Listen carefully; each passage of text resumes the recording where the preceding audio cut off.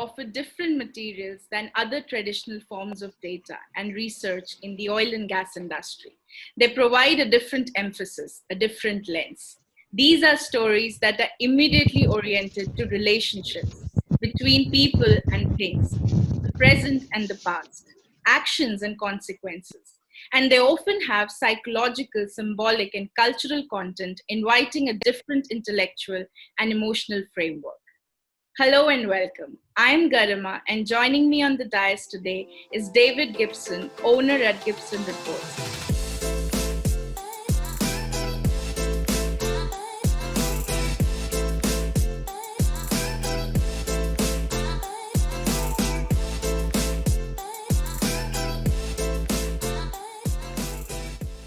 Thank you so much for joining me today, David. I'm super excited to have you here with me. Well, thank you so much for having me. I am super excited to be here with you. This is an amazing opportunity. That means a lot to me, David. David, let's begin with your story. Take me through your roots. Where do you come from and who you are? So I'm actually on vacation, but this is important to me, be able to have the opportunity to be on this show. So it's very important for me. So I've got this kind of makeshift setup outside on the patio where I'm staying at. So if anything goes crazy, as per normal, if you've ever seen my show, we're just going to roll with it. Okay. So my story is I'm from Texas. That's where I was born and raised. I went to college at University of Texas at Arlington. And as I was getting done with college, was doing the normal thing that people do, start applying for jobs. At the time, the hot way to be able to get a job was to be able to put your resume on careerbuilder.com. I had put my resume and all my information there, and I had gotten an email from somebody that had said in the subject line, and I still have this email to today. It said in the subject line, would you like to make more than 6 figures in less than 3 years? That was the subject line of the email. And at that point in time, I was a very, very diligent person about my job search. And I responded to every email, whether it was spam or not. Like if they were like, do you want a job? And I was like, yes, I want a job. I don't care. Like I took every opportunity to just get in the repetition and the practice. And that was the only email I didn't respond to because I thought it was so fake that I was just like, that had never happened. And so I didn't respond to it. I think it was about a week later, I got a phone call and the guy was like, hey, did you get my email? And I was like, I've gotten every email. And he was like, yeah, it said this. And I was like, yeah, I didn't respond to that one. And then like, it just kind of went from there. And excuse me. And the guy asked me, he's like, tell me something about you, David, that's not on your resume. I was like, I like to ride my motorcycle and play flag football with my friends. And he was like, awesome. He was like, do you like to play video games? And I was like, not really. Like, I don't even own a console. It's like, if I start playing, it just becomes a time warp. And he was like, you sound perfect for this job. And I was like, what is this job exactly? Like, what are you hiring for? Because this seems really weird. And it just happened to be a recruiter for Schlumberger. Wow. And so that's where the whole process started. And so then I started doing the whole interview thing, which is a story in itself. But I did the interview process with Schlumberger in my hometown area. The second round of interviews, they flew us out to Shreveport, took us out to a wireline location, to a frack job. And they said, these are the different things. Then from there, they took us to the different jobs. They introduced us to some of the different things. And then they gave a list of different jobs that we could pick. And they were like, which of these 7 different service lines that we offer would you like to join? And I was like, wireline looks boring as all get out. I don't want to do that. That frack stuff, that looked pretty boring too. I was like, drilling sounds like fun, which is essentially like wireline, but you're just drilling while you're doing it. Like it's almost like, at least when you start out, it's almost like the same thing, being an MWD or LWD engineer. So I also have to admit, like if I get out of breath because I'm talking too fast, it's also because I'm at very high elevation and I'm not used to it yet. So I might have to like pause and take a deep breath. And so the starting point. They had asked us, which ones to pick. I picked drilling.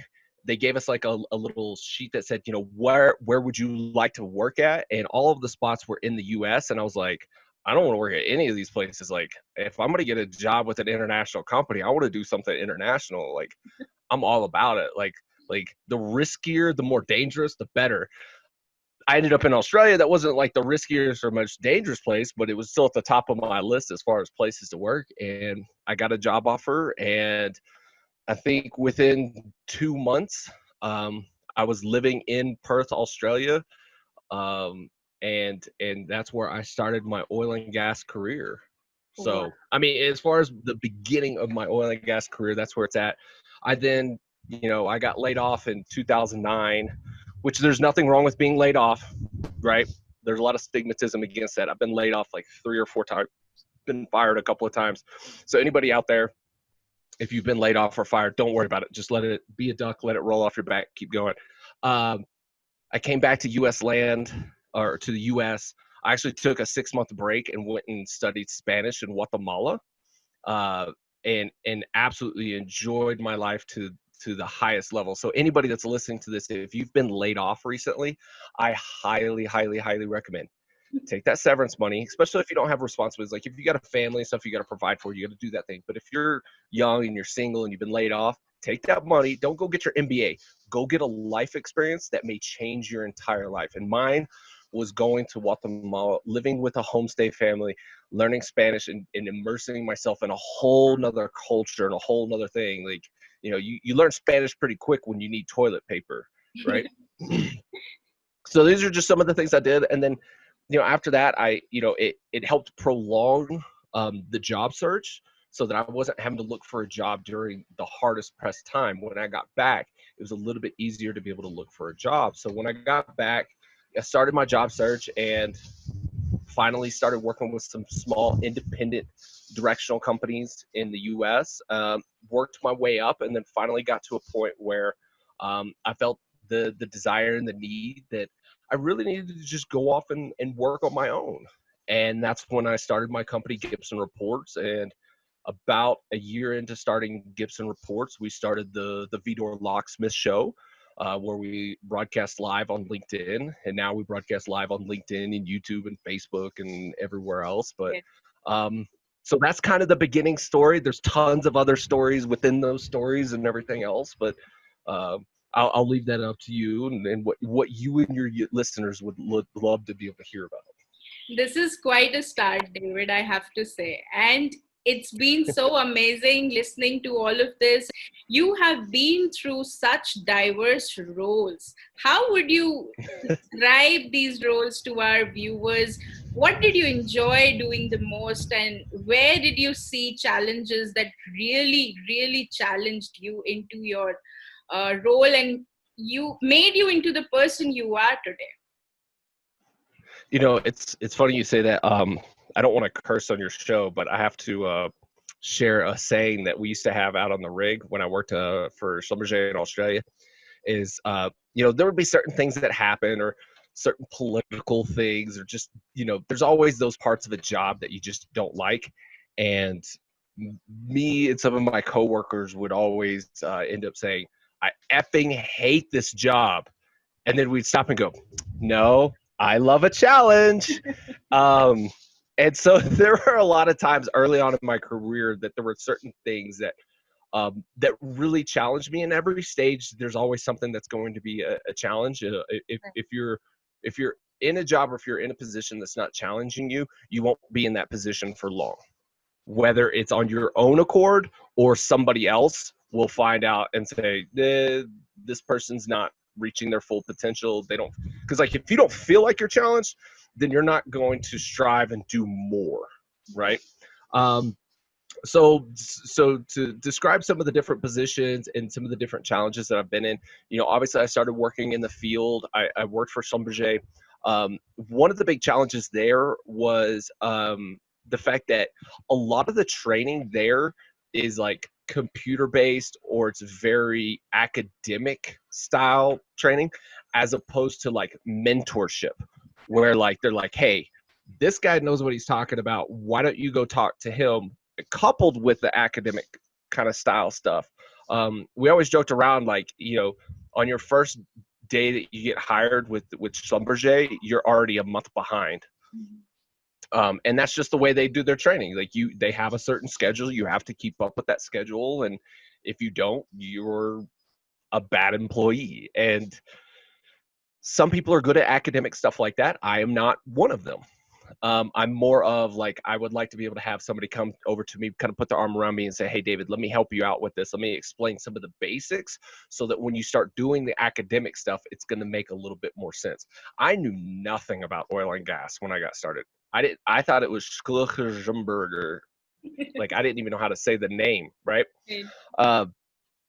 And so early on, the biggest challenge was the educational part. There's also a big cultural part of oil and gas that still exists today, which is one of the reasons why I have my show and I like to do the things that I do in educating people, is that there's the stigma that it's not okay to not know. Right? That, like, if you're out at the rig site and you don't know something, obviously you're an idiot or you're stupid or you don't deserve to be out there. And it's like, well, none of us were born on a rig site. At least nobody I know was ever born on a rig site. Nobody ever was, born with the brake handle in their hand. Nobody was born with a drill bit in their hands. Right? So at some point in time, you had to learn this. You had to learn it from somebody else. We stand on the shoulder of giants.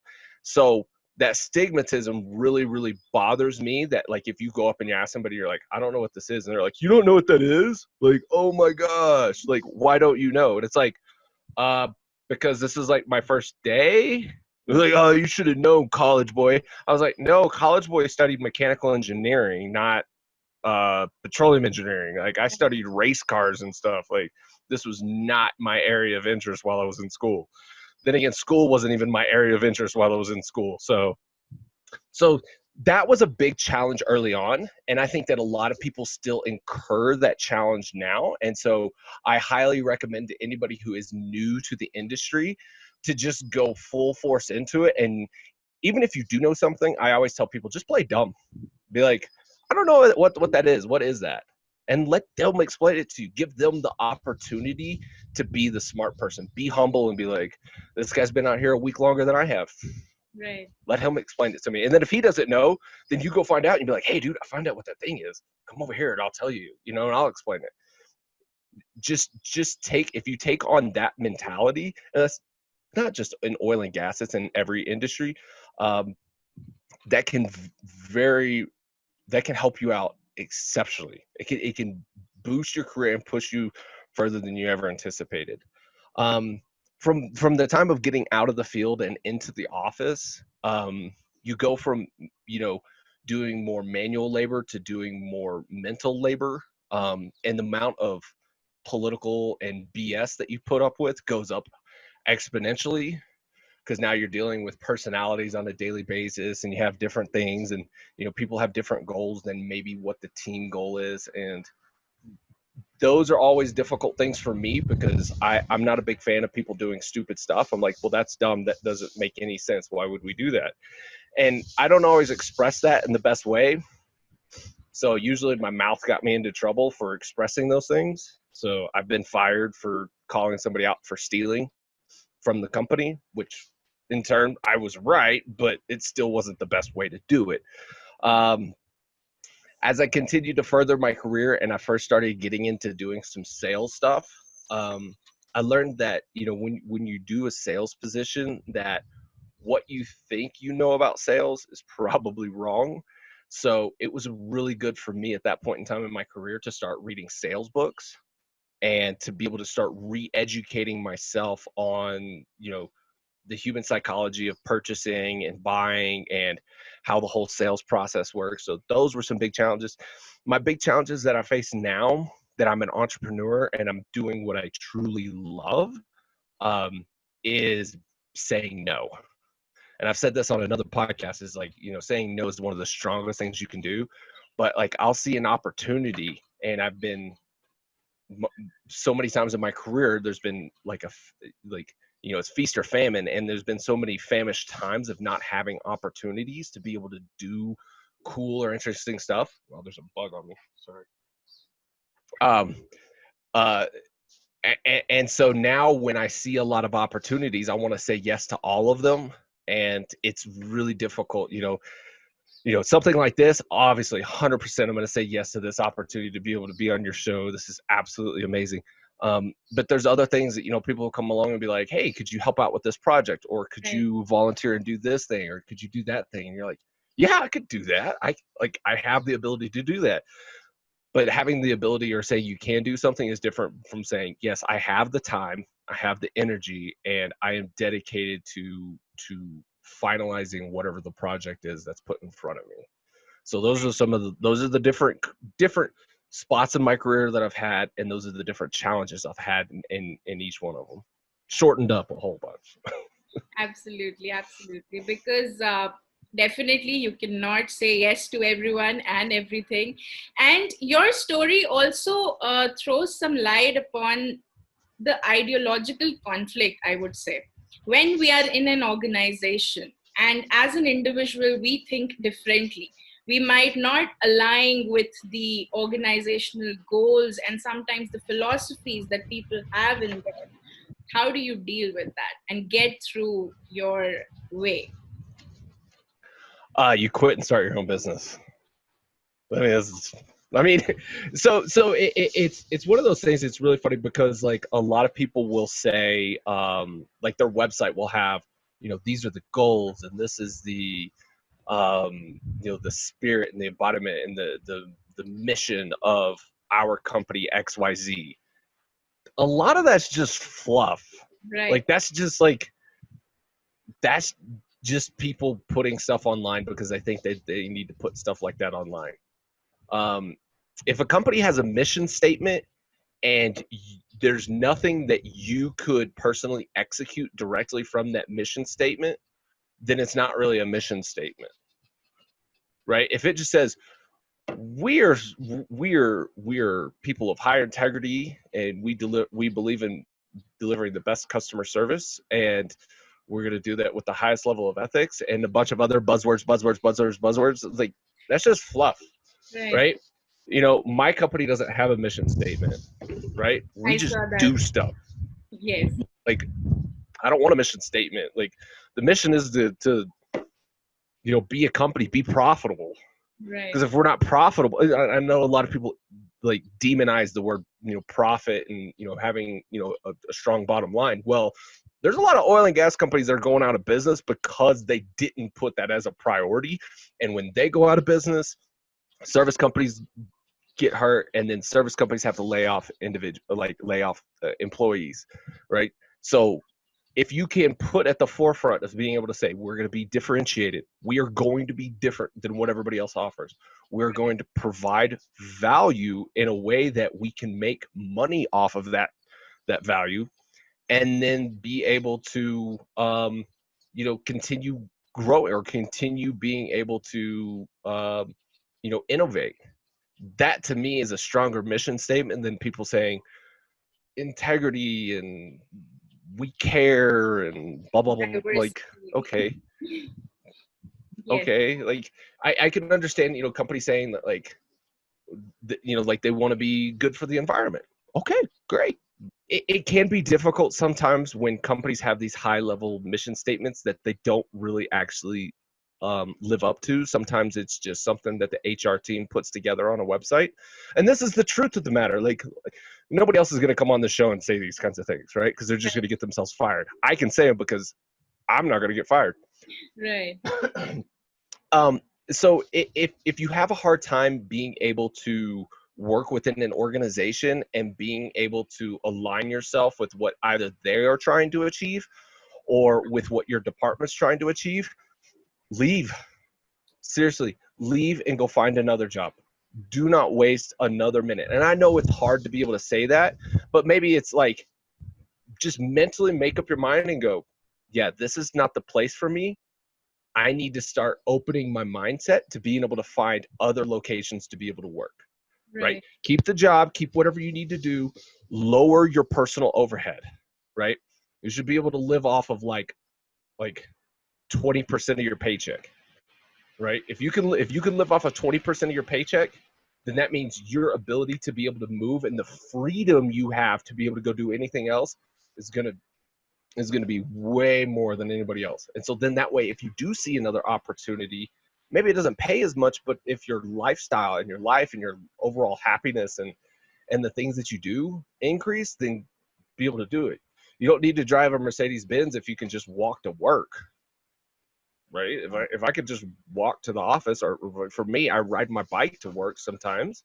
Like, I don't need a car on those days. The only time I need a car is when I'm hauling my kids around, right? So this kind of goes back to, like, if you can allow yourself, if you can set yourself up to be with the right organization because you've done everything in your personal life correctly, then it's going to be easier to be able to find the organization you want to be with. And if you got to jump around and be with a couple of different organizations, I know that some people, as far as like resumes, they're like, oh, it looks like you jump around a lot. And you're like, yeah, because the other places sucked, right? Like, I'm not going to just stay there to stay there and put, another 2 years on my resume just so I look like a loyal employee. It's like, no, I will be loyal to the one, right? Kind of the same thing in personal relationships. If you want to get married or something, they're not like, well, all your other girlfriends only lasted 3 months. How do you know this one's going to last a long time? It's like, well, because they were bad. Like, or we weren't good together. It's not just their fault. We weren't good together. Like, so you don't just stay in bad relationships to stay in bad relationships. You shouldn't stay at bad jobs just to stay at bad jobs. So my biggest advice of all is just keep working until you can find that other place. Work towards being able to have the freedom to be able to leave. And then once you find the right place, you're going to be so happy. You're not going to care about how much you get paid. You're not going to care about how many hours you work. I constantly say this, my family has to pull me away from work. Like, I'm on vacation right now. And as soon as we get done with this, I'm going to go in the room and start working. This is kind of work, it's for the job, but like, that's what I enjoy doing. Right. If I get free time, I always ask my girlfriend, I was like, hey, can I go work for a couple hours? And she's like, yes, you can go work for a couple hours. Some people are like, hey, can I go play video games for a couple hours? Like, I want to go do work. Like, I want to put in the effort because I get to see the results. Right. It doesn't feel like work anymore. If this is the case, you found your happy place, right? That is exactly right. It does not feel like work. I don't look at it as work. I look at it as like, oh, this is fun. This is the thing that I do. And I know that's a very cliche kind of term, and some people are like, oh, no, but it's true. It's true. Right? Like, if there's something that you really enjoyed, I'm not saying go, my passion is like motorcycles and race cars and stuff like that. That doesn't mean I want to make that my job. I still enjoy what I'm doing in oil and gas and drilling and MWD business and doing interviews and stuff. Like, I can be passionate about that and then have hobbies where I go spend all my money, right? But the place where I make money and I do my thing, there's an area there where like I can do those things and I enjoy it. I enjoy the community and stuff. So wonderful. Yeah, absolutely, David. And now, if I had to ask you, leaving a regular job is not easy for most of the people out there. It's a very brave decision. It's a very brave decision that anyone makes. You took that decision. How did it go for you? How was it for you? How did you start Gibson Reports? And what all challenges you experienced in the early stages of this time period? That's an excellent question. Excellent question. So I have a lot of thoughts and beliefs on entrepreneurship, and hopefully I'll be able to kind of wrap them all up in here with this question and stuff. So early on, what happened is I was working somewhere, and it kind of got to the point where I wasn't happy, kind of like what we were talking about before. I really wasn't happy. I didn't really feel challenged. I didn't really feel like what I was doing, I was engaged. I mean, I was literally going to, like, I wouldn't, like, for people that know me now, like, I'm on, like, there goes the bird again. I was on LinkedIn, I'm on LinkedIn a lot now. Before, I would never check LinkedIn at the house because I would think, I was like, wait, I need something to do when I'm at work tomorrow. So I don't want to read the LinkedIn articles today. I'll save them for tomorrow. And so when I got to work, I'd be like, oh, I'm just reading up on some LinkedIn articles because I had nothing to do. Like, that's what it felt like to me. And so management obviously didn't, like, they weren't blind to this concept, right? And so there was just a day where I came into work, and myself and the owner, we made a mutual decision that it was best for us to part ways. Mm-hmm. And he said, I wish you luck. And I said, I wish him luck. And, we're still friends to this day. And so that was kind of like the starting point. Prior to that, with Gibson Reports specifically, I had started to build and develop this data set. And I knew that this data set had value to it. And I started to kind of like grow it little bit by little bit. And then I got my cousin involved, who's a software programmer, and he automated some of it. And we decided, like, hey, we should really like take this to the next level. And my cousin, being completely outside of oil and gas, had no idea what any of this data was worth. And he said, well, he's like, what do you think we can make off of this? Like $50 a month? And I was like, no, I think we could make a lot more money than that. And he was like, really? And I was like, yeah. I was like, there's, I got some people out there who said they're willing to pay thousands of dollars a month for this. And he just, like, his mind just exploded. And so, like, that little bit helped us to like we should really push this. And when I finally left the company, I made sure that when I left the company, I got the legal rights to be able to take my idea and the concept with me. And so then that day, I just decided, I called my cousin up and I said, okay, look, I was let go today. It's time to start this thing. And he was like, really? I was like, yeah, we're going, I'm going 100% into this. So at that point in time, I already had my idea. I already had my concept. I already had started some of the work. But then it became this process of like, just go 100% into this one idea. And this is where I kind of get into like, some of my advice for entrepreneurs. A lot of entrepreneurs are very good idea people. They have tons of different ideas. They may even be kind of like tinkerers, like to tinker with things. So my advice is at the point in time when it's ready to launch, you're ready to go. One thing is, you'll never be ready for that moment.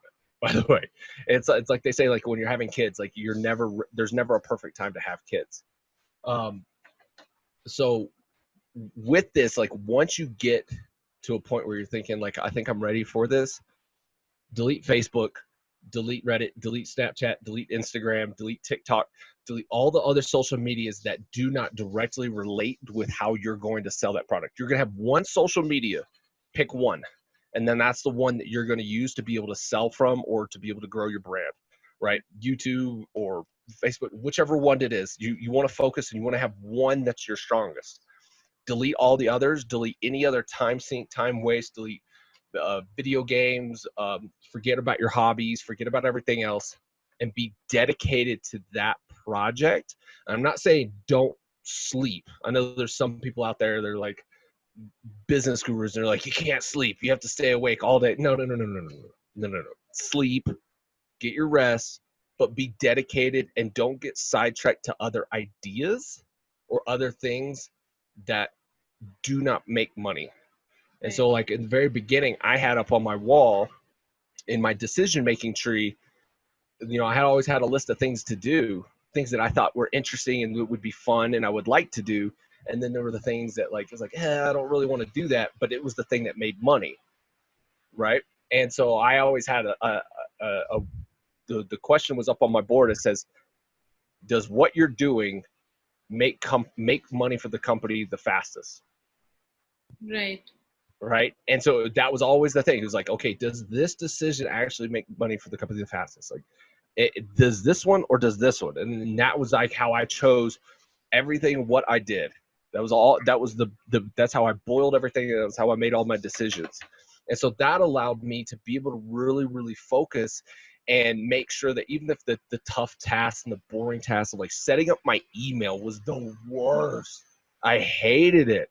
It was just like, It took me 3 days to get it right. And I was missing emails the entire time. And this was like the beginning of the company. It's like we launched and I was like, all right, we're good to go. And then like I stopped getting emails for like 2 days because something or other. So anytime somebody sent me something, it vanished into the internet atmosphere or something. I don't know. I still don't know.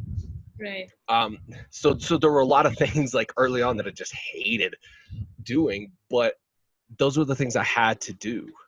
The other thing is that I implore people who are starting their own company and going out on their own, be as frugal as possible. The Yeah. computer I still use to today to be able to run the company, the number one computer I've got, not my laptop and stuff like that. My number one computer is a computer that my girlfriend gave me for free. We've made enough money to buy 100 more computers, but I still use that one, right? I'm still using the same cell phone from, that I've had for like the past 4 or 5 years now. I haven't upgraded my phone. I haven't upgraded, like I haven't bought a new car. I don't even own a car at this point. I borrow my brother's car. That's what I have. I live in a 900 square foot little bitty duplex. It's $900 a month. Tiny little place, right?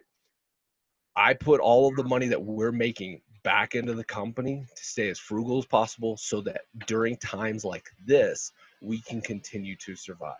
Wow. Yes.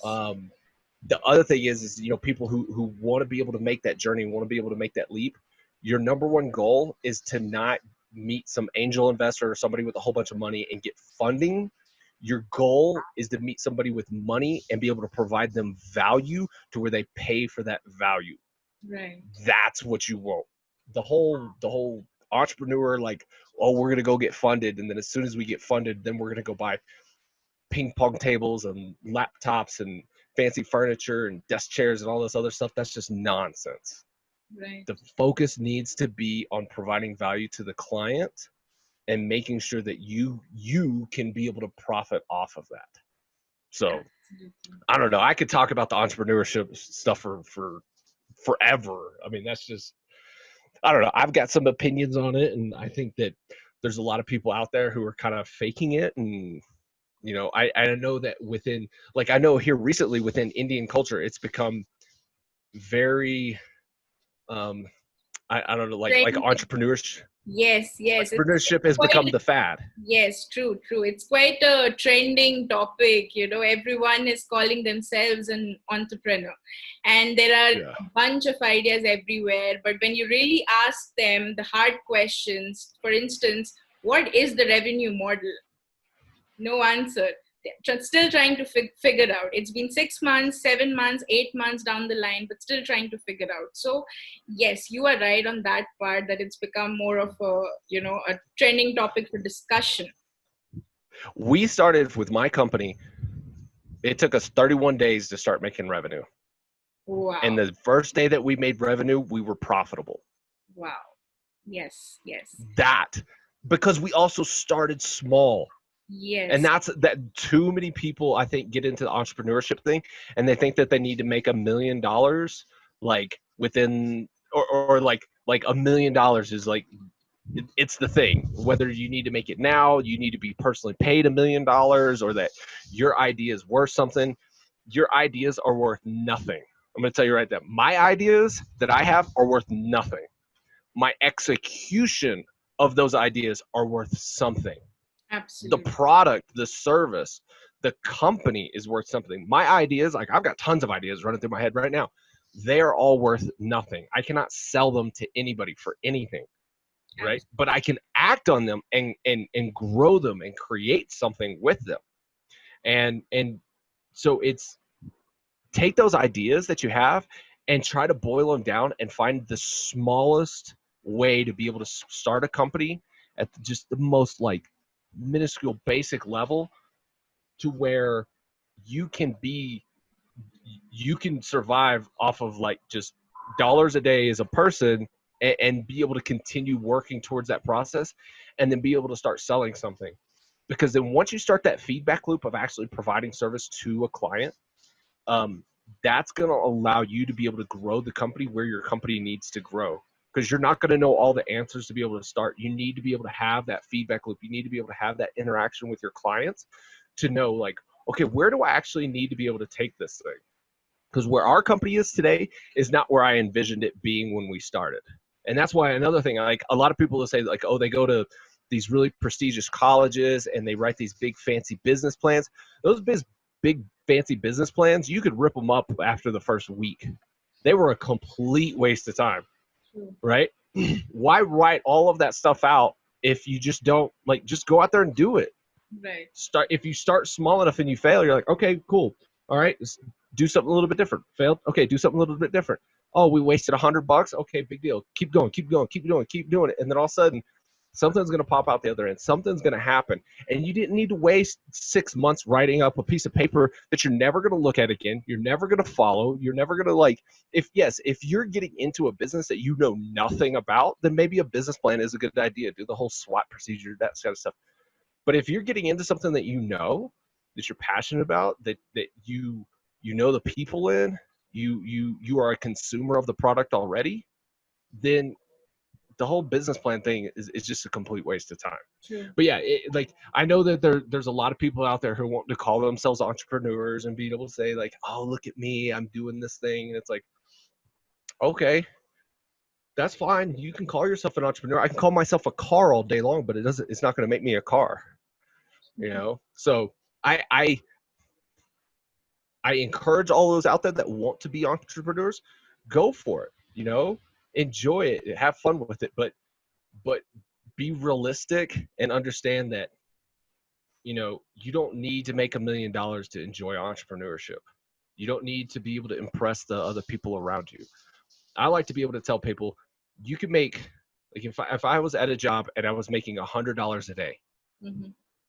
I would be just as happy being an entrepreneur making $25 a day instead of having that job making $100 a day. Right. You can make 25% of what you were making before, and you will be just as happy, without a doubt. Absolutely guaranteed. Anybody I will challenge anybody to that. And then you can grow it, because then there's no ceiling. Definitely, David. And sorry, I just keep rambling on and stuff, and try to watch out for the birds and stuff to make sure I think they really want to be on the show. We must, give them some space here. David, being an entrepreneur comes with its own set of challenges. Now, your family perceives it in a very different way. Your friends take it differently. Your former colleagues have their own opinion. And, your small circle of people that is there with you, everyone has something to say.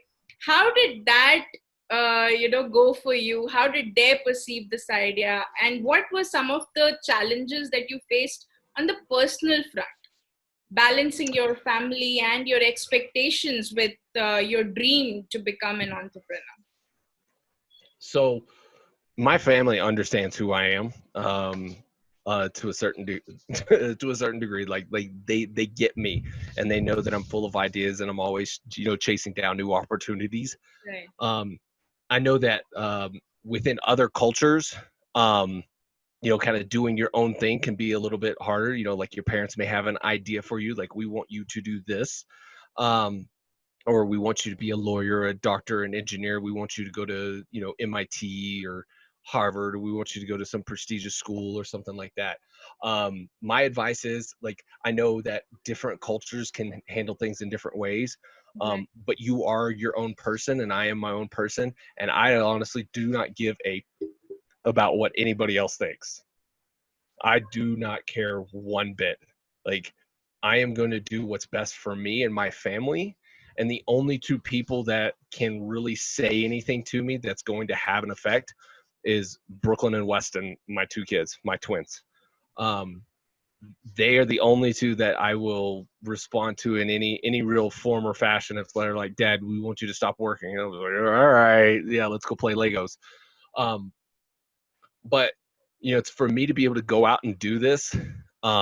If a friend or family, or if anybody, because, like, I've only surrounded myself with people who support me and support my decisions, right? And I know who those people are. But if somebody came to me that was close to me, was like, I think this is a bad idea, I would ask them, I was like, well, why do you think it's a bad idea? explain yourself, give me your reasons, are you seeing something that I'm not seeing? Right. That's like, if somebody disagrees with me, it's not because like they're trying to hold me back or something. It's that I have this belief that they have a perception of that, like, it's like when you're driving down the road and you see somebody hit on their brakes, and you're like, why are you hitting your brakes? Oh, there's a cop. Okay. All right. You saw something that I didn't see. Right. Right. And so that's why you have to be able to try to like put yourself in the perspective of that other car and be like, okay, they slow, like why are they slowing down? Are they slowing down because they saw a cop? Is there a duck in the road? Is something like that? So like, if I have somebody who's close to me who like that I know, and they're like, oh man, I don't think this is such a good idea. I was like, okay, what are you seeing that I'm not seeing that I need to be made aware of? Right. And now if it's just them coming back and saying like, I don't want you to be an entrepreneur just because like I don't want to see you be successful, right? I'm like, thank you so much for telling me that, because I don't want you in my life anymore. Right? I mean, because and that's the kind of mentality I have. Like I honestly, I'm always like, I want to live in the present. I want to live in the moment. And if that person's not in my life anymore, then they're not in my life anymore. And I just have to get over that fact. People come and go from our lives all the time. So the challenge is more so for being the entrepreneur and being able to start this journey. Really started before I was an entrepreneur, because I knew I wanted to be one. And it was hard to be able to make that jump, because I was making good money where I was. And, it was the self-perceived nature of me thinking that I was a failure for not continuing to make that kind of money, or not being able to continue to live that same kind of lifestyle.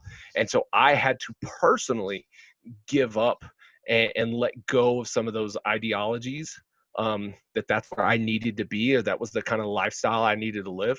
I've got no problem showing all the people on LinkedIn or anybody in my industry how poor and broke I am, but I'm happy. Right. I'm still employed. I still have my job. I'm not bragging about that, but like, I am where I want to be right now. And I'm enjoying that. I don't need to be a millionaire or any of that stuff. I think I've got ideas that'll get me there. But I think those were some more the challenges, more so that it was actually really surprising is that once I became an entrepreneur, the help that I got from the community was exponentially more than what I got when I was in a job role prior. It was crazy, because like, there were people that I had reached out to when I worked somewhere, and I was like, hey, look, person, I was like, I have a product that is a complementary product to your product, and you're already selling your product to this company. Could you help make an introduction to them so that maybe we could like do something together? And I would get zero responses. Nobody ever wanted to like help me out and like, hey man, come with me, man. I'll introduce you to this person.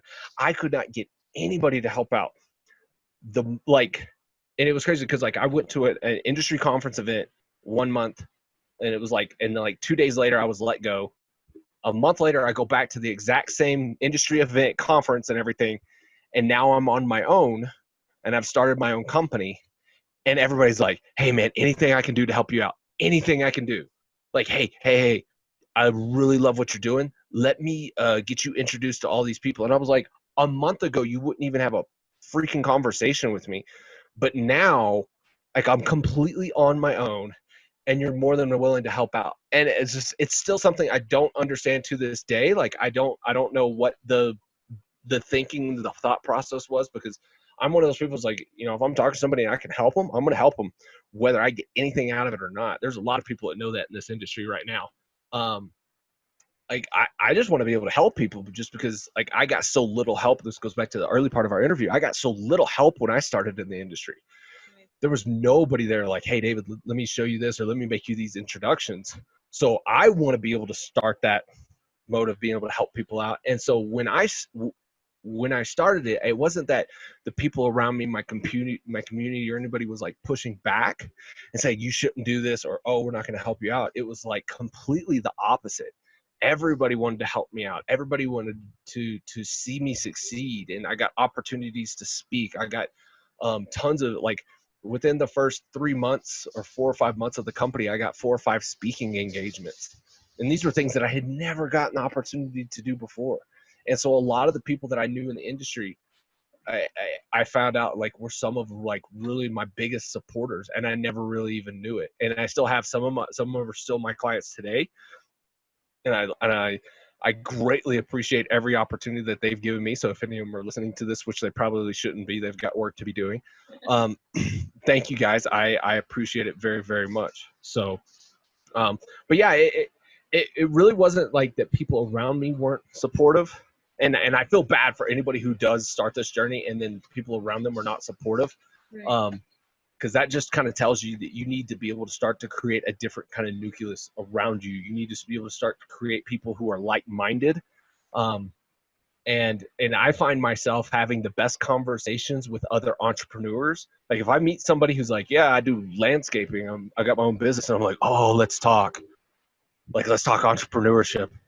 You know, because like we could be at a party or something. My girlfriend's like, oh, he found an entrepreneur. I'll leave him alone now.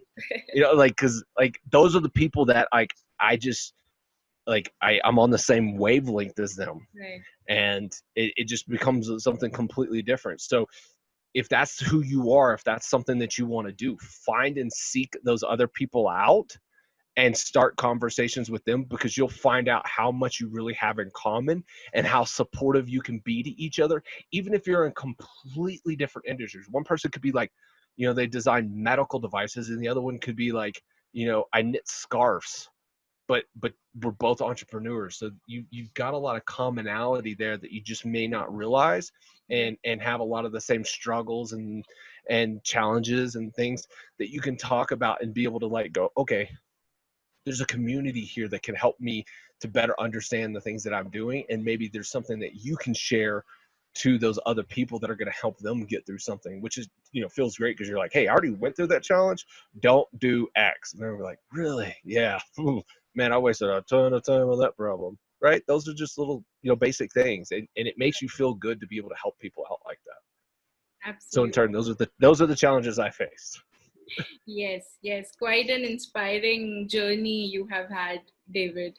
And now I want to understand your ideas about pitching the product, because that is where some people face some really big challenge, you know, not being able to communicate the right story about the product. How did you really pitch Gibson Reports, and what would you advise the small business owners and entrepreneurs out there?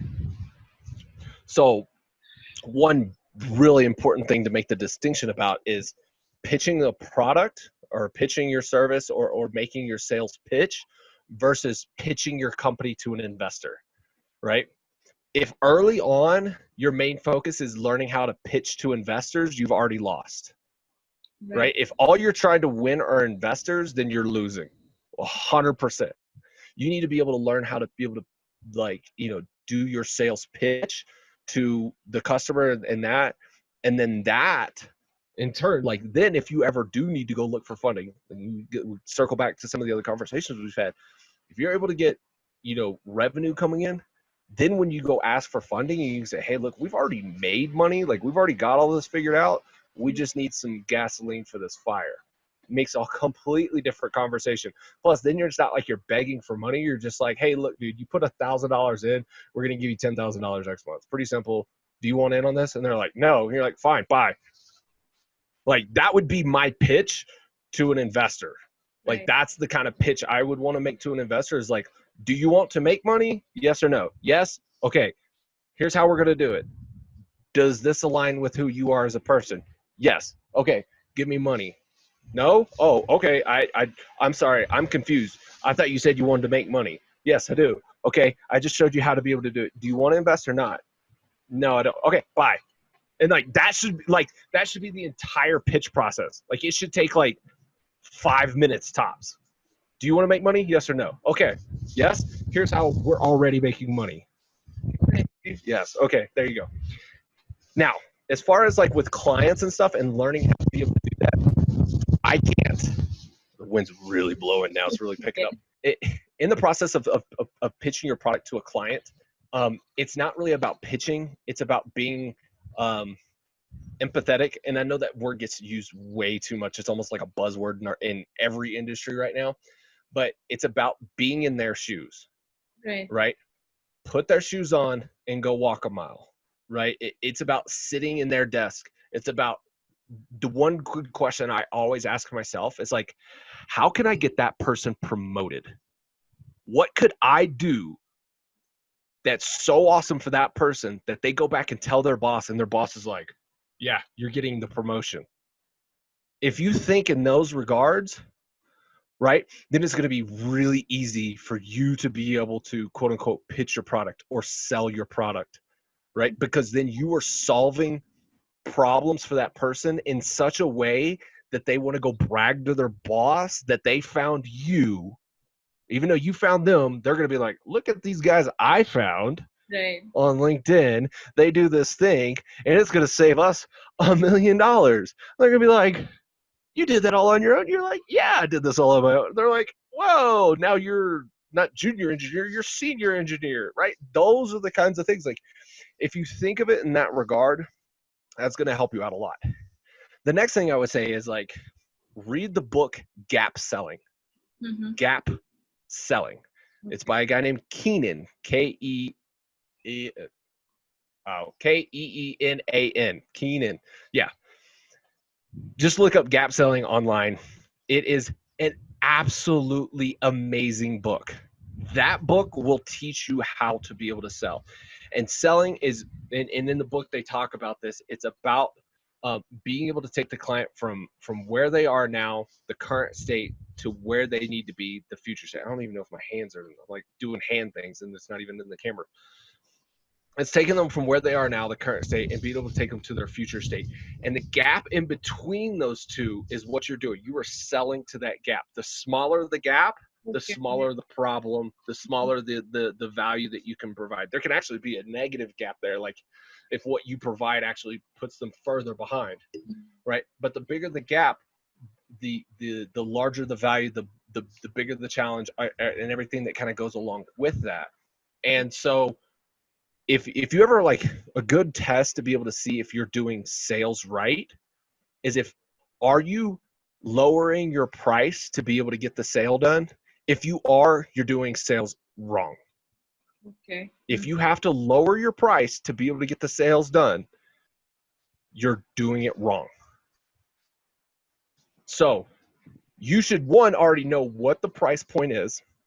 And an example is you can go to a company and you say, you don't start pitching your product. You start by asking them questions. And you say, how long does it take you to move like the bricks from over there to over there? Right. Well, it takes us about an hour. Okay. How much does it cost you in labor to be able to move them from there to there? Oh, okay. How many times a week are you doing this? Oh, okay. Does this cause any other problems with the production line by having to wait on these? Is this a big bottleneck problem? No? Okay. Okay. If it were done faster, would it increase the production of everything else? Maybe it's not the number one bottleneck, but could it increase overall production in the facility? Yes. Okay. If you like, what percentage of overall increase? 10%. So if you had an overall increase of 10% here in your facility, what kind of value is associated with that? $1 million a month. Oh, wow. Okay. $1 million a month. Okay.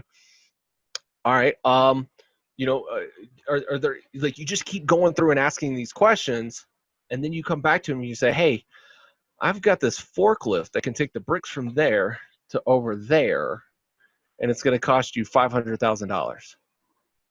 And they're going to be like, whoa, what? No, we're not paying $500,000. Be like, I'm sorry, I'm confused here.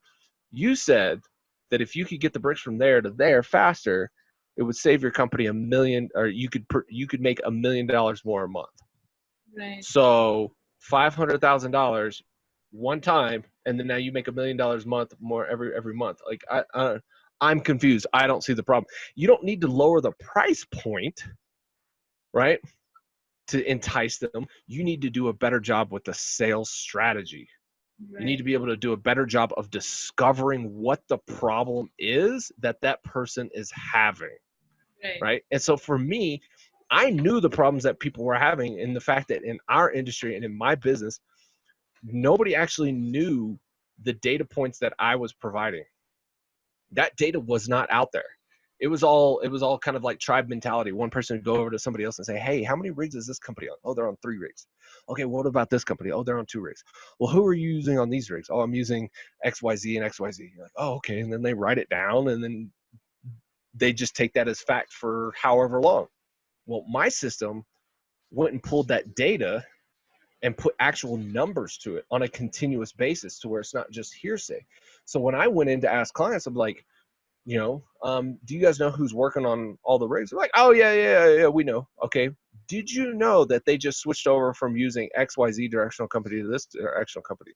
No, we didn't know that. Oh, you didn't know that. Okay. But you just told me you knew all that. Well, we thought we knew it. Well, would it be beneficial for you guys to know that? Yeah. Well, how beneficial is it for you guys to know that? How many more jobs could you sell a month if you knew all of this data? Oh yeah, we could definitely sell some more jobs. Oh, we would know more about these opportunities. We could, we could instead of just doing a blanket sales strategy, just going out and seeing everybody, we can have a targeted sales strategy and go after very specific customers that we see that we have the highest win percentage with. Because there's so many clients out there, you can't go see them all. You have to pick very specific ones that you're going to go see, and you want to be able to go after the ones that give you the highest percentage chance of winning the contract or winning the work. Right. And so that's what I was able to provide to my clients, is because I understood it. I knew what questions to ask. I had taken the time to be able to put myself in their position. And every time I do a demo, I always say, if I was a sales guy, this is what I would do with the data. This is what I would be looking for. Right. And then I ask them, would you do something different? What would you do? What would you be looking for? And they say, oh, I might be looking for this. And then I show them that thing right then and there. So doing a pitch is kind of almost the wrong thing to do, right? The pitch is something that you do later on, Right. Because you want to be able to do that discovery session first. Because, what if you go in and you talk to a client and they're like, sorry, it's getting kind of cold out here. The wind is really blowing.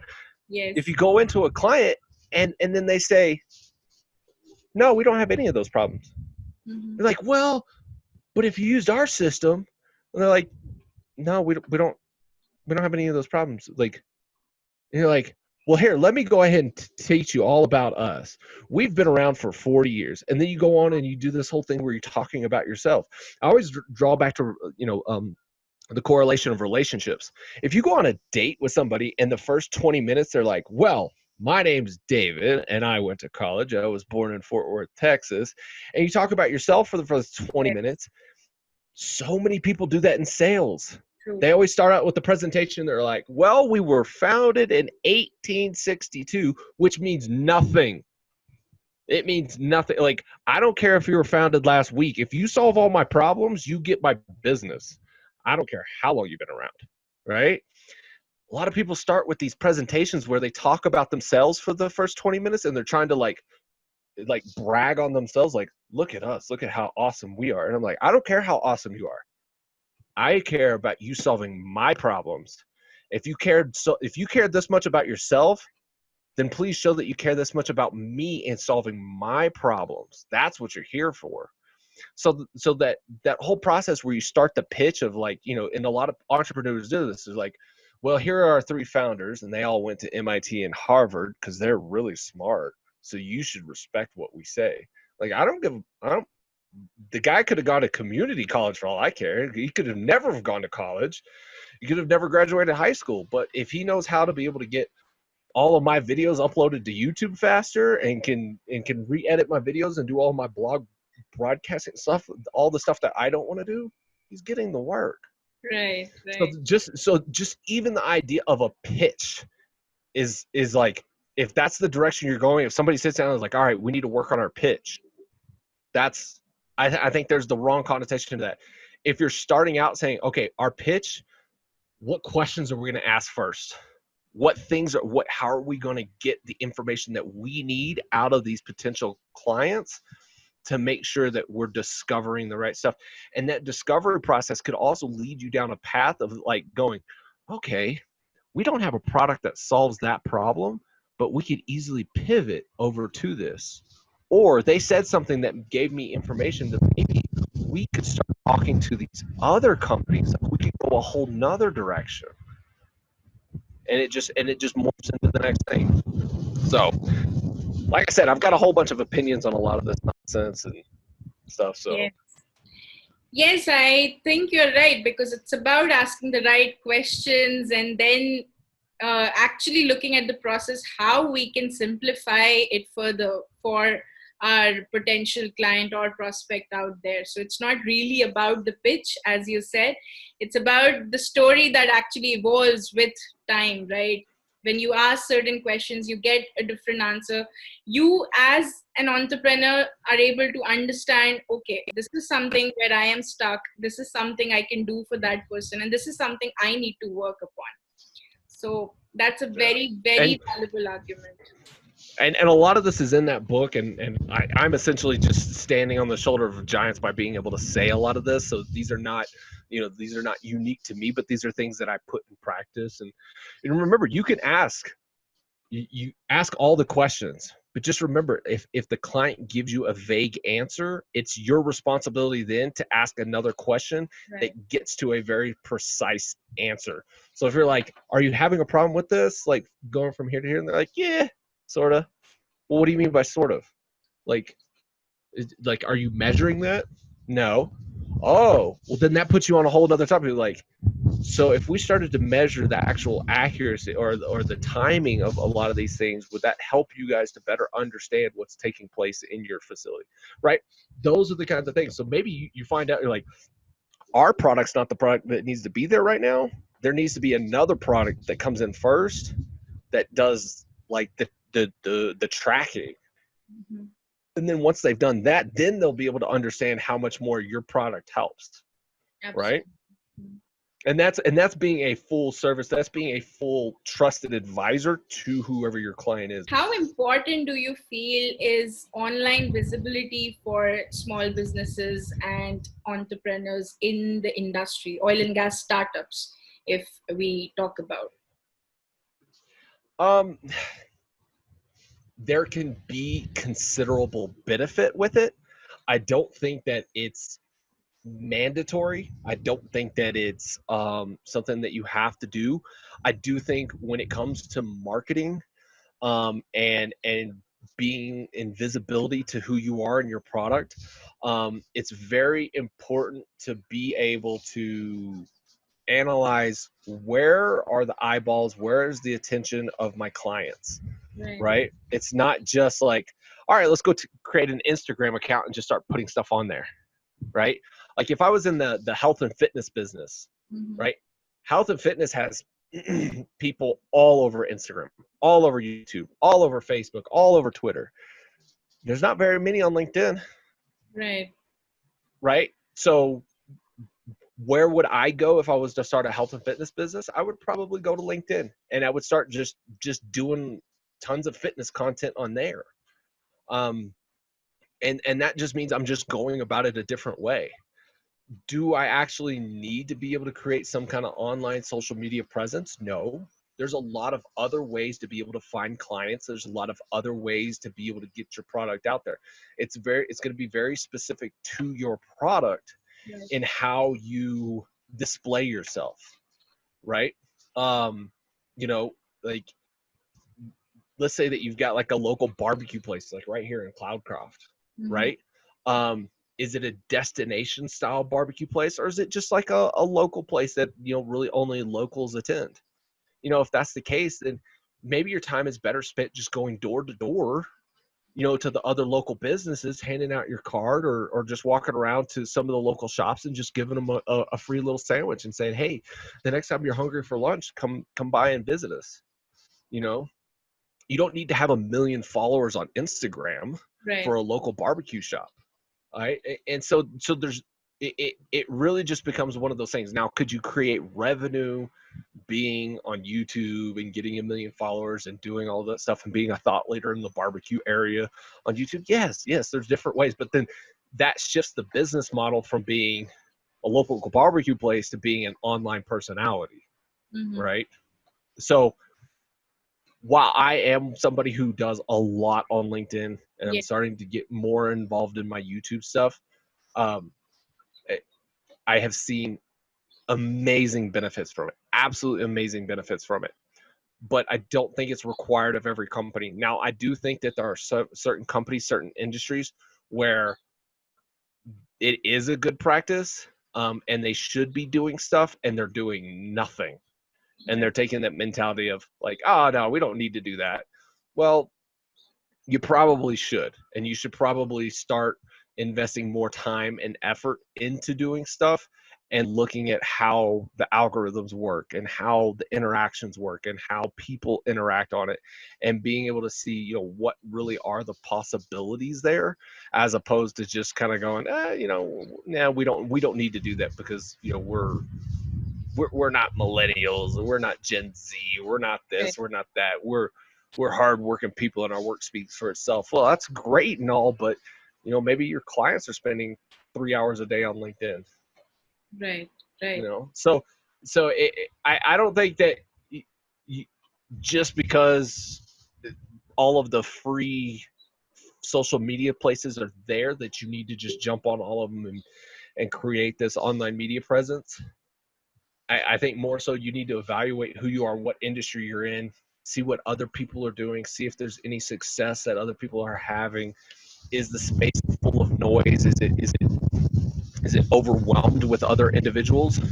And if you can really be able to differentiate who you are and come in with a new voice and a new way of saying things, then by all means go for it. Within oil and gas, I think there's definitely a lack of online social media presence where there could be some, especially from the service companies. The service companies are the absolute worst. Right. Those companies should really take a really hard look at what they're doing and what they're putting out there, and go for it. I think on a personal level, for people that, let's say, you know, like they like to call them freshers in India, right? Mm-hmm. You know, the straight out of college kids. Yes. Those guys should start, prior to getting out of college, start creating a LinkedIn profile that is of substance. And one of the easiest ways to do it is to take a problem that you're having in class, and this is outside of oil and gas. This would be physics, math, engineering, medical school, psychology, whatever. Is get online, take one of the questions from your class, and say, how do I apply this to the real world? Right. How does this question that we're talking about in theory apply to an actual instance of you doing something? And so then that creates a conversation with people who are already in the industry, right? And so then you start developing and building this network before you ever even get out of college, right? There was a guy, I want to say his name's Deepak Chowdhury. He was in college, and he doesn't even know that I know him like this, but I do. Like, I followed this very closely. He had a website called Directional Drilling Blogspot.com or Directional Drilling Blog or something like that. And he had some of the best information on there. And it was just him drawing stuff and putting what he had learned in class onto this blog posting. And it was like the #1 spot for directional drilling stuff back in the day. Right. And it was while he was in school, and I was like in the industry doing stuff, and I was going to his website as a student looking at his stuff going, man, this is good stuff. Like, I was using this to educate other people because he had done such a good job with it. That's available for every student. Right. And even if you know, a lot of people say, oh, you guys don't know what you're talking about because you're just in school, then you say, good, teach me. Teach, like, you know, this goes back to the very beginning where be humble, ask questions, play dumb, just say, okay, I don't know these things, please teach me. Right. That's the whole reason why you're in school is for somebody to teach you something. While you're still there, continue to be dumb, because that's what you are in college. You're just dumb, and you're letting people teach you. You're learning stuff, but you're still dumb. And just let people continue teaching you. I'm still in the industry. I still play dumb every single day. Right. That's my whole thing. I'm like I don't know how to do podcasts, but we're gonna give it a shot. Somebody else teach me something. Yes, definitely. You know, so if they take that kind of mentality for students while they're in college to be able to start building that online brand and that online persona, it's going to help them so much when it comes time to get a job. I always like to say, like, when I worked at United Parcel Service, they would have a round table when it came time to promote people. And they would, like, each person would bring up somebody's name and be like, I want to promote this person. I think this person would be a good part-time supervisor. Well, if everybody in that room knew your name, if they were like, yeah, I think David Gibson should get promoted, and everybody around the room goes, I don't know who that guy is. Well, I'm not getting promoted. But if everybody's like, oh yeah, he came over to my area one time and helped out, and like, yeah, I know who that guy is. So the more people that know your name, it's going to enhance your ability to be able to get a job. It's going to increase your network and your potential for knowing about jobs. So if you're in college and you're doing stuff online and you're engaging with these industry professionals who are always willing to help, there's tons of them out there. Like Mark Anderson, he would help anybody and everybody. If students just started hitting him up with questions every day, he would love it. He would just start helping all of them. He'd start answering questions all the time. He could almost be an online professor. Right? Anybody, the people that have been on my show, the Vidor Locksmith show, these are all people that are willing to help and willing to educate a lot of people, right? So if they start getting on there and they start asking these questions, and then Mark gets to know the person, and they see that they're taking the initiative and they're motivated to learn it, and they've been taught by him, then when somebody else comes to Mark, he's like, yeah, man, I'm looking for XYZ. And he's like, you know what? This guy might be kind of fresh, but I think this guy or girl's got a lot of potential.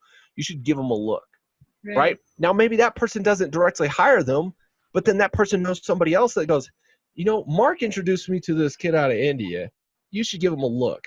Maybe they could help out your company. And then that's how this whole process works. So maybe it's not for every company to have a big online presence, right? But for an individual, it is very important. Right. Absolutely. And then that's only going to help us once you do join an organization. Like you're helping out your organization by having this online media presence.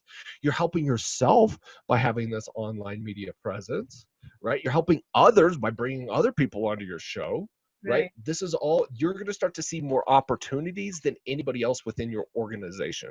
And then it's on you to be able to bring those back or to be able to elevate yourself and then go on to doing your own show, Definitely. Being the most popular online person in all of India. Yes.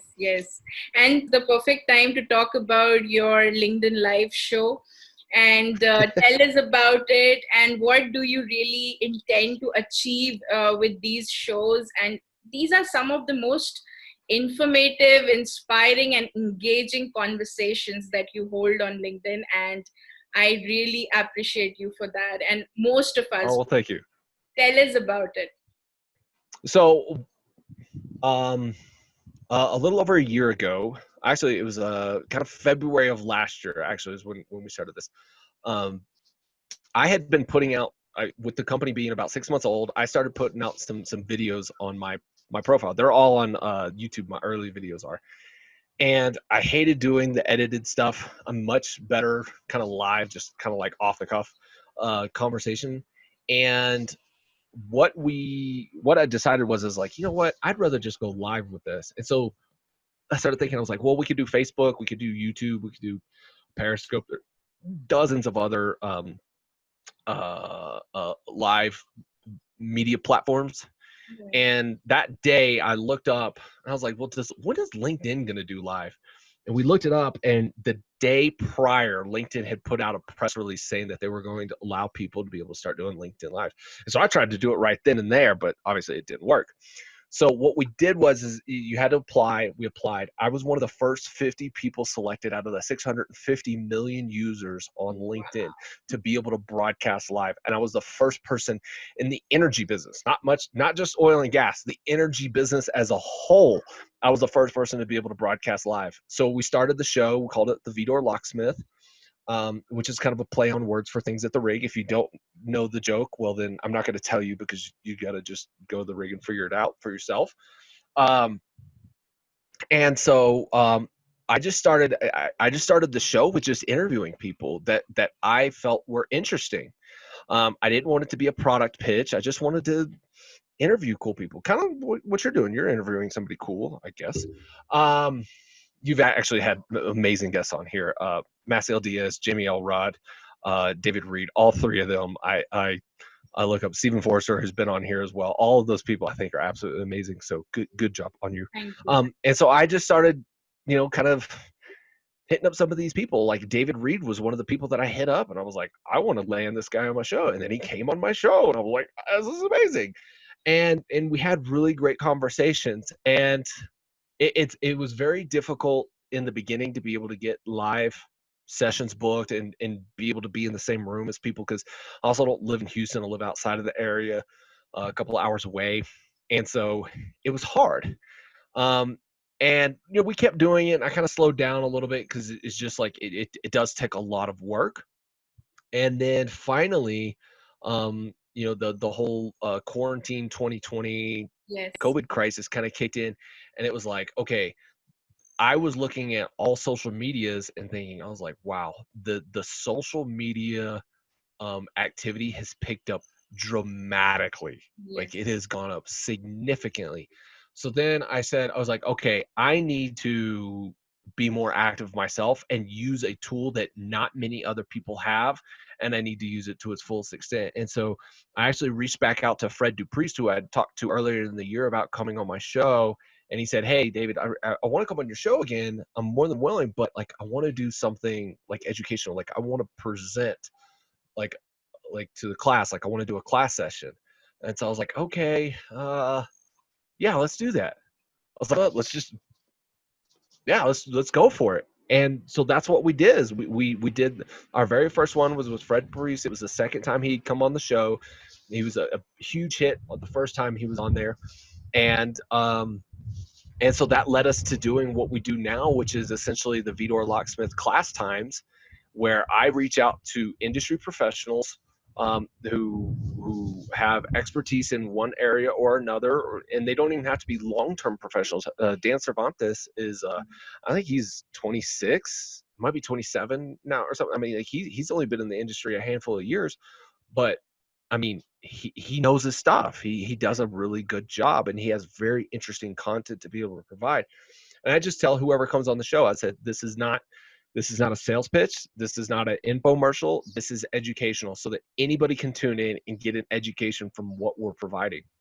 And I think that format, given the current climate of the industry and what's going on, and my also desire to be able to help educate people, especially in this format to where like you don't have to pay for it, so your boss doesn't have to know. Like, I actually don't know anything about the industry that I'm in. Like, I need my boss to be able to help pay for this. That discretionary spending is pretty much none. So we started doing these class time sessions, and they've been an absolute hit. Yeah.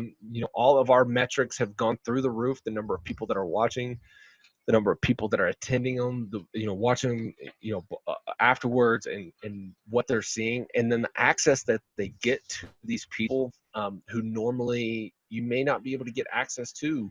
I think that's part of the best part, is to be able to do the Q&A, which is the most important part of doing a live show, is being interactive with the audience. There's no point in having a live show if you're not going to interact with the audience, right? Or at least live on social media. Like it's live television broadcast, that's a little bit different. But if you're live on social media and people can comment, and you don't engage with the comments, and you don't respond to what's in the comments, or you don't bring their questions up to who's on the show, then you might as well have just done like a reported podcast like this, right? Right. So when you go live, it's all about interacting with the audience and giving them the opportunity to be able to interact and get their questions answered for the people that are on there. So that's kind of been the show. I enjoy it immensely. It takes up way too much of my time, but I enjoy it so much. I just keep throwing myself at it, and I keep trying to do the best I can to be able to bring the best content out there and get everybody educated up, and hopefully make the industry a little bit better place to work and be, and know that we don't all know everything. And I tell people all the time, I'm just an MD. I don't know what the heck half this stuff on my show's about. I'm not going to act like I'm an expert, but I'll listen to the stuff that's going on my show, and I'm sitting there taking notes while I'm not on camera. I'm like, oh wow, I didn't know that. So I mean, there's one instance where I was doing something similar for SPE Live, and I was interviewing George King, and somebody asked a whole bunch of questions. In the question, there's a whole bunch of words that I had never even seen before, and I was trying to pronounce them, and I was just butchering them. And then George was like, hey, let me do this one. And I was like, thank God, because I've got no idea what any of this is. Right. And that goes back to the very early on. Like, you're not going to know everything in this industry. So give up trying to have that facade that you're smarter than everybody else or that you know it all. Because I sure don't, and nobody else does. Very true, very true. And regarding your show, I would call it a collaborative movement, because bringing so many people on one platform, especially during these times, and then interacting with the audience on such a large scale, that is not easy. That is not easy, definitely. And Oh, it's easy with technology now. It's not that hard. no, but you are All I doing, do is I'm just a guy who clicks the mouse buttons and stuff like that. you are It's not kind. that hard. You are kind and humble. That's all I would say at the moment, David. And now, I'm dumb. That's all I am. I'm just a dumb guy that's just trying to make it.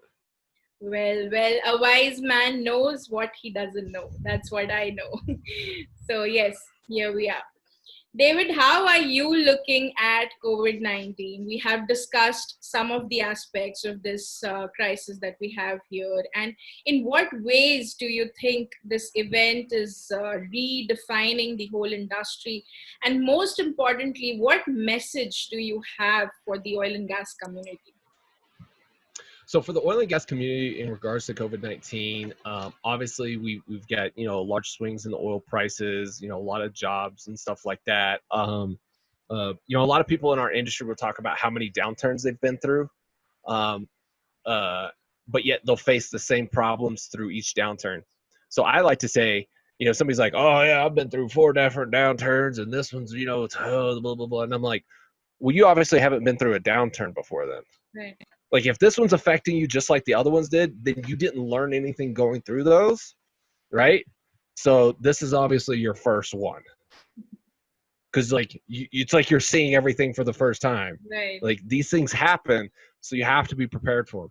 My big thing is in regards to, COVID-19, the downturn, the changes that are taking place, is that the more nimble you are, the more agile you are, the better prepared you are to be able to make changes and to be able to deal with drastic changes. The better suited your company is, the better suited you are as a person. For me, I am overwhelmed with excitement about COVID-19. Not the fact that, obviously there's a sickness and people are dying, not that part of it, but the challenges that are being brought along with this excite me, because that means there are opportunities. When change takes place, there's opportunities somewhere within. And it's been my responsibility throughout this to be able to find those opportunities and to be able to exploit them as much as I can. Right. I found the opportunity within the social media atmosphere to be able to take my show to the next level. Right. There's opportunities with all of these people that are being let go to be able to create a dream team of sorts. Like, there are so many highly talented people out there. Right. There's going to be amazing teams that come out of this that have been let go because the companies weren't prepared for this. Right. And, I understand that, different companies have different ways of going about stuff. Like, I told my cousin when we got this thing started, I said, look, at any moment we could lose all of our clients. So we need to be able to have enough, of a cushion to where we can survive for 12 months without a single client. And we're going to maintain that forever. We're always going to have a 12-month cushion. And we've got that. We've got way more than that, right? But we've got the opportunity to be able to just keep plugging away and not have to make any negative changes. We can make a lot of positive changes. We can pounce on opportunities that other people can't. And so if you're a company or if you're a person, you need to, take a step back and see, where are the silver linings? Where are the positives? Where are the things that some people are so focused on the negative and they're so focused on the obstacle, right? Even though there is a book out there that says The Obstacle is the Way. It's a great book, and I highly recommend it to everybody.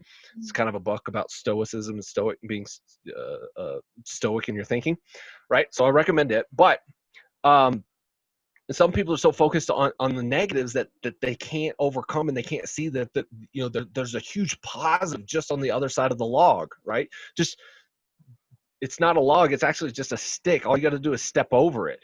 Right. Right. And the logs, even if it is a log, like you still have, 2 arms, 2 legs, whatever, you just climb over it, like keep going. And so for me, I I have tried so hard to be able to just find as many opportunities as I possibly can, and I have created so many opportunities in this, right?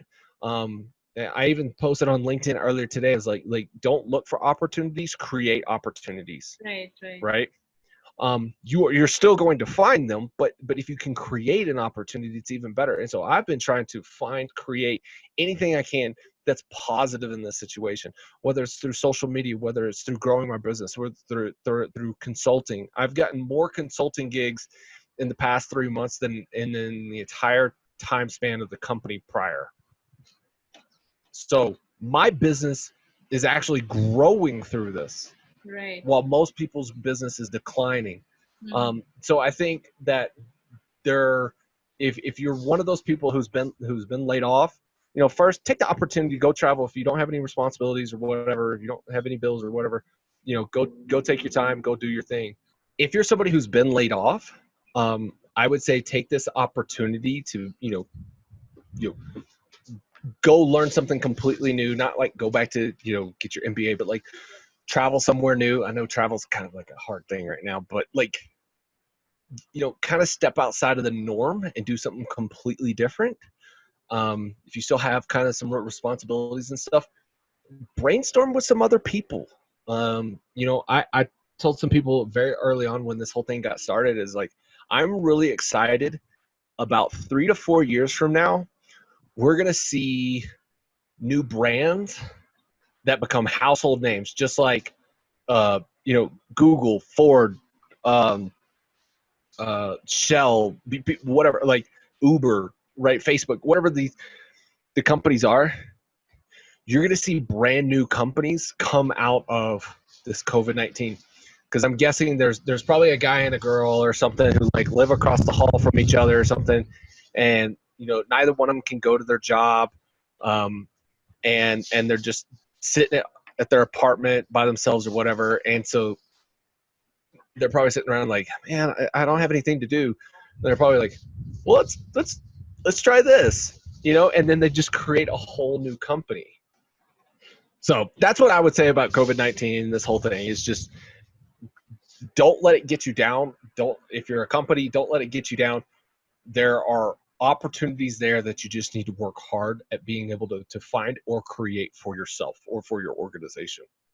Absolutely. A very positive, powerful, and empowering message from David Gibson here. And there's this one final thing I would ask you, David.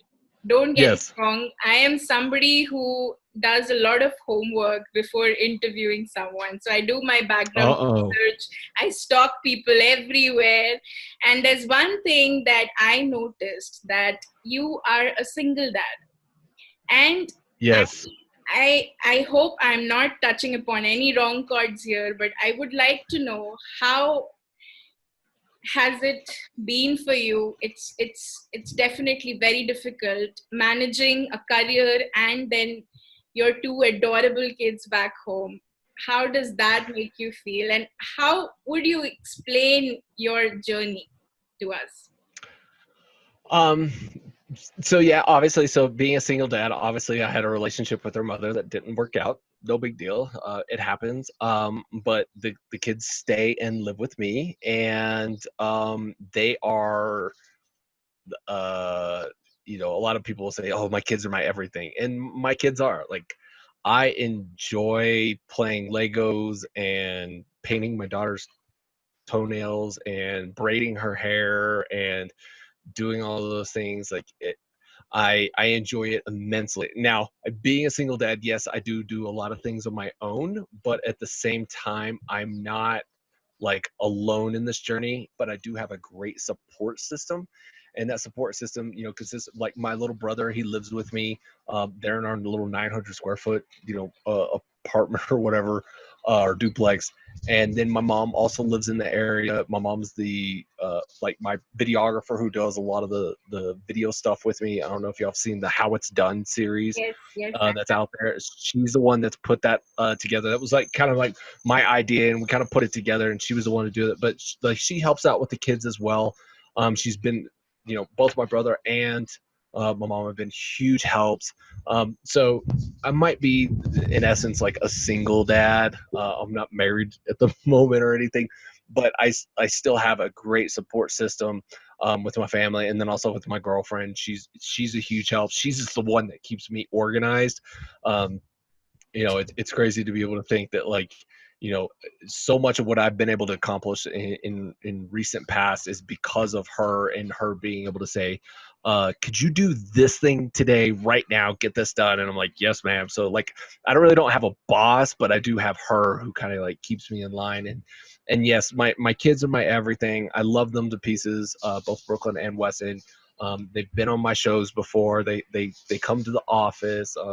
I've made social media posts with them and stuff. I don't try to use them too much because I don't want people to think that like I'm using their cuteness as a way to be able to drive traffic. But I also like for my social media presence to be a reflection of who I am and the things that I do. And I take them on business trips with me sometimes. So it's a lot of fun to be able to have them around and to be able to interact with them. And, I do a lot of little videos and stuff with my daughter, and we just have fun at the house, and we make little homemade movies and stuff like that. That's amazing. That's amazing. And David, it has been wonderful knowing you today, who really is David Gibson, because I've been watching your shows and listening to your interviews, but I really wanted to know who you are as an individual, and not just in context of the oil and gas industry, but also for the personality you are. So thank you so much for joining me today, sharing your story, and giving us so many important points, crucial elements to reflect upon, be it with respect to entrepreneurship, about the oil industry, or career, and for also some great messages for the younger generation who are seeking a career in the industry. It has been absolutely wonderful talking to you today. And thank you so much for that beautiful background. That is Well, something thank you so much. I've never had on my show ever before. There, Thank you so we much. get out of the way. It's breathtaking, I would say. This is the Sacramento Mountains here in Lincoln National Forest in Wow. Cloudcroft, New Mexico. Wow. So Thank you so much. yes. Well, thank you so much for having me on the show. It's an absolutely amazing opportunity. You have had some of the most amazing people on this show. So I feel honored to have to be on your show, and to be in your presence, and to be considered in the likes of some of the other people who have been here prior to me, and the people that come on after me. So I'll tell everybody, if anybody that's out there that's listening, send both of us a LinkedIn connection request, link up with both of us, give us some comments, give us some feedback, because it's the feedback from the audience that allows us to know what we should be continuing to do in the future. If you're an engineer, you know the feedback loop is. Please engage in that feedback loop for us. Absolutely, David. Thanks a lot once again.